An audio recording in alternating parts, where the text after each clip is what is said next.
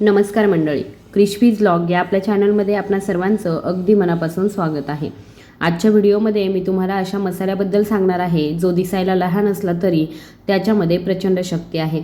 तो जवळजवळ प्रत्येक भारतीय स्वयंपाकघरामध्ये सहजच आढळतो, पण त्याचे खरे आरोग्यदायी फायदे आणि त्याची सखोल औषधी गुणधर्म फार कमी लोकांना खऱ्या अर्थाने समजतात। होय, मी त्या काळ्या मिरीबद्दल बोलत आहे, जिचा वापर तुम्ही तुमच्या जेवणाची चव आणि सुगंध वाढवण्यासाठी रोज करता। पण आज मी तुम्हाला त्याचे 8 पेक्षा जास्त आश्चर्यकारक आणि वैज्ञानिकदृष्ट्या सिद्ध झालेले आरोग्यदायी फायदे सांगणार आहे, जे तुम्हाला खरोखरच चकित करतील आणि विचार करायला लावतील की एवढ्या लहान कणामध्ये एवढी प्रचंड शक्ती कशी असू शकते। बरेच लोक याला फक्त एक तिखट मसाला मानतात, पण सत्य हे आहे की ते आपल्या शरीरासाठी एका नैसर्गिक औषधापेक्षा काही कमी नाही आहे आणि योग्य प्रकारे वापरल्यास ते शरीराला आतून मजबूत करतं। मंडळी, काळी मिरी साधी आणि सामान्य वाटू शकते, पण तिची छुपी शक्ती इतकी प्रभावी आहे की ती अनेकदा महागड्या ॲलोपॅथिक औषधांना सुद्धा मागे टाकते आणि शरीराला पूर्णपणे नैसर्गिक पद्धतीने आधार देते। लोक सहसा याचा वापर फक्त जेवणाची चव वाढवण्यासाठी करतात, मात्र जर तुम्ही आयुर्वेद आणि युनानीसारख्या प्राचीन वैद्यकीय प्रणालींवरती पुस्तके काळजीपूर्वक वाचलीत तर तुमच्या लक्षात येईल की काळी मिरी हे एक अत्यंत प्रभावी औषध मानलं जातं। हजारो वर्षांपासून लोक पोटाच्या समस्या, सांधेदुखी यांसारख्या विविध आजारांवर उपचार करण्यासाठी आणि रोगप्रतिकारशक्ती मजबूत करण्यासाठी तिचा वापर करत आलेले आहेत। आजही अनेक पारंपरिक भारतीय उपचारांमध्ये तिची महत्त्वपूर्ण भूमिका आहे। आजच्या व्हिडिओमध्ये मी तिचे आश्चर्यकारक, धक्कादायक आणि महत्त्वपूर्ण आरोग्य फायदे सविस्तरपणे समजावून सांगेन। व्हिडिओच्या शेवटी तिचे पूर्ण फायदे मिळवण्यासाठी तिचे दररोज सेवन कसे करावे आणि योग्य मात्रा किती असावी हे देखील मी तुमच्यासमोर स्पष्ट करेन।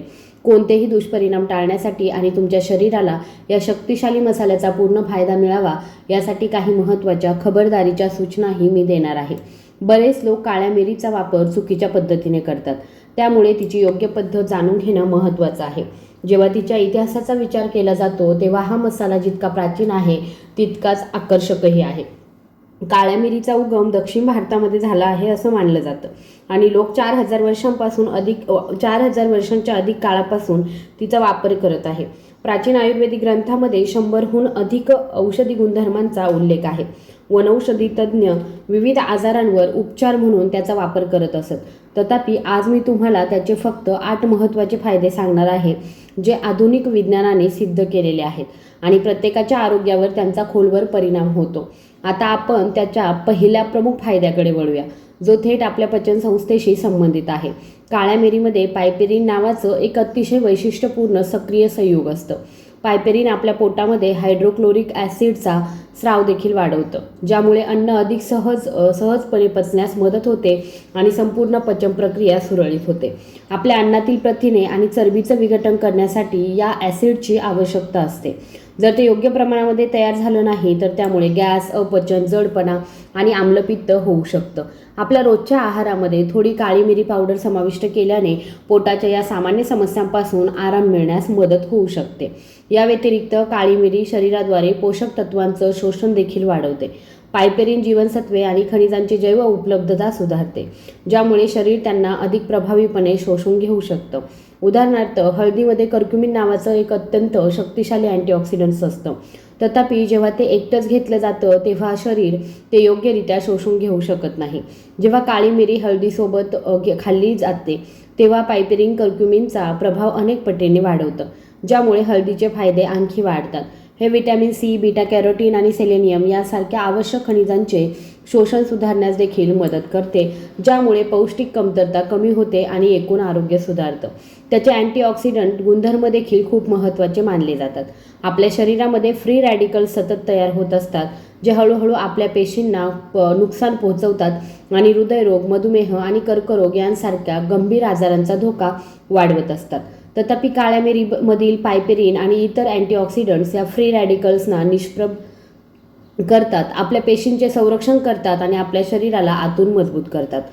आता आपण त्याच्या दाहविरोधी गुणधर्मांबद्दल म्हणजे सूज कमी करण्याच्या क्षमतेबद्दल चर्चा करूया। दीर्घकाळ टिकणाऱ्या सुजेमुळे संधिवात, सांधेदुखी, त्वचेची ॲलर्जी आणि मज्जातंतूची कमजोरी यासारख्या समस्या उद्भवू शकतात।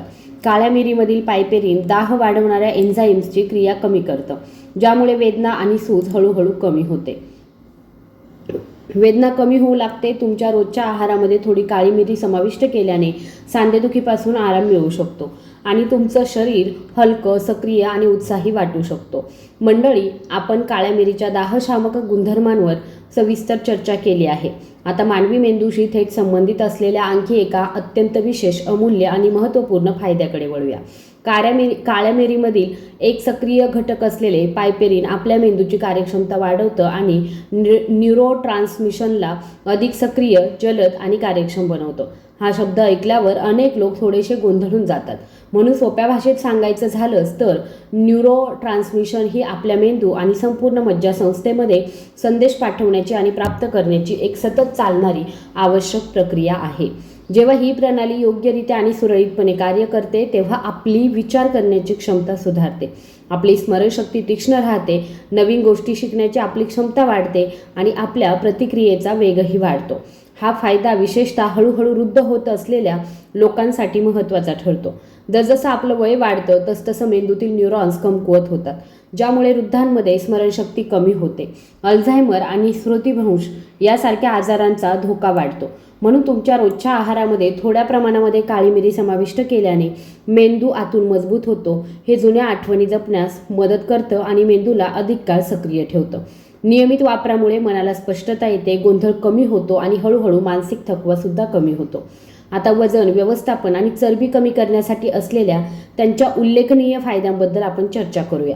अनेक वैज्ञानिक अभ्यासकांनी हे स्पष्टपणे दाखवून दिलं आहे की काळ्या मिरीमधील पायपेरिन नावाचं संयुग आपल्या शरीरामध्ये नवीन चरबी पेशी तयार होण्याची प्रक्रिया मंदावते. यामुळे शरीरामध्ये अतिरिक्त चरबी जमा होण्यास प्रतिबंध होतो, ज्यामुळे वजनसुद्धा नियंत्रणात राहतं. काळ्या मिरीमध्ये थर्मोजेनिक गुणधर्म देखील असतात. याचा अर्थ ते शरीराचं तापमान किंचित वाढवतं. जेव्हा शरीराचं तापमान किंचित वाढतं तेव्हा कॅलरी बर्न होण्याचं प्रमाणही वाढतं. चयापचय क्रिया वेगवान होते आणि चरबी कमी होण्याची प्रक्रिया अधिक वेगाने होते. जे लोक वजन कमी करण्याचा प्रयत्न करत आहेत त्यांच्यासाठी सकाळी कोमट पाण्यामध्ये चिमूटभर ताजी वाटलेली काळी मिरी घेणं खूप फायदेशीर मानलं जातं आणि यामुळे पोट हलकं आणि आरामदायक वाटतं. आता आपल्या त्वचेसाठी असलेल्या फायद्यांकडे वळूया. काळ्या मिरीमध्ये नैसर्गिक जीवाणुनाशक आणि दाहविरोधी गुणधर्म असतात, जे त्वचेला मुरुमे, संसर्ग आणि सूज यांसारख्या समस्यांपासून वाचवण्यास मदत करतात. मुरुमे सहसा जीवाणूंमुळे होतात आणि काळ्या मिरीमधील जीवाणुनाशक गुणधर्म या जीवाणूंना नष्ट करण्यास मदत करतात. चेहऱ्यावर हळूवारपणे लावल्याने त्वचेची छिद्रे स्वच्छ होतात आणि लालसरपणा व सूज देखील कमी होते. यामुळे चेहरा अधिक स्वच्छ, गुळगुळीत आणि नैसर्गिक चमकदार दिसतो. तुमची इच्छा असल्यास तुम्ही घरीच एक साधा फेस मास्क तयार करू शकता. यासाठी चिमूटभर ताजी वाटलेली काळी मिरी घ्या, त्याची थोडी दह्यामध्ये मिसळून हलकी पेस्ट बनवा आणि चेहऱ्यावर लावा. सुमारे 10 मिनिटांनंतर साध्या पाण्याने धुवा. यामुळे त्वचेतील विषारी घटक बाहेर पडतात आणि रक्ताभिसरण सुधारतं.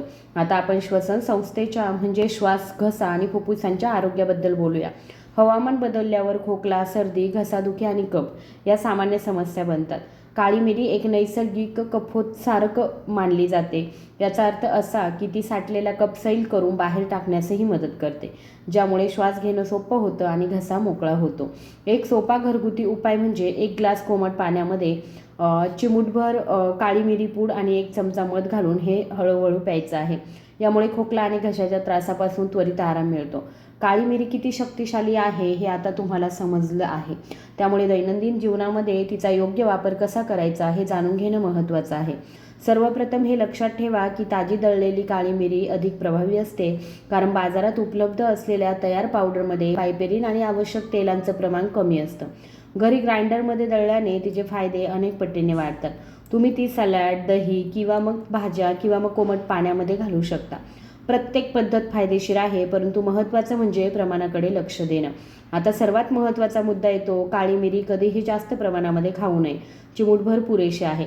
जास्त प्रमाणात सेवन केल्यास शरीरामध्ये अतिरिक्त उष्णता निर्माण होऊ शकते, ज्यामुळे पित्त, आम्लपित्त किंवा छातीत जळजळ यांसारख्या समस्या उद्भवू शकतात.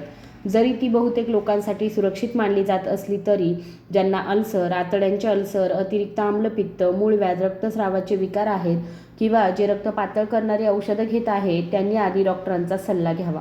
योग्य प्रमाणामध्ये आणि नियमितपणे सेवन केल्यास काळी मिरी केवळ एक मसाला म्हणून नव्हे तर एक नैसर्गिक औषध म्हणून काम करते. हे एकाच वेळी तुमचे आरोग्य, रोगप्रतिकारशक्ती, त्वचा आणि मन मजबूत करतं, ज्यामुळे तुमचं शरीर आतून बाहेरून तंदुरुस्त आणि सक्रिय राहतं. तुम्हाला हा व्हिडिओ कसा वाटला हे मला कमेंट बॉक्समध्ये नक्की सांगा. व्हिडिओ जर आवडला असेल तर कृपया व्हिडिओला लाईक, शेअर आणि सबस्क्राईब करायला विसरू नका. धन्यवाद.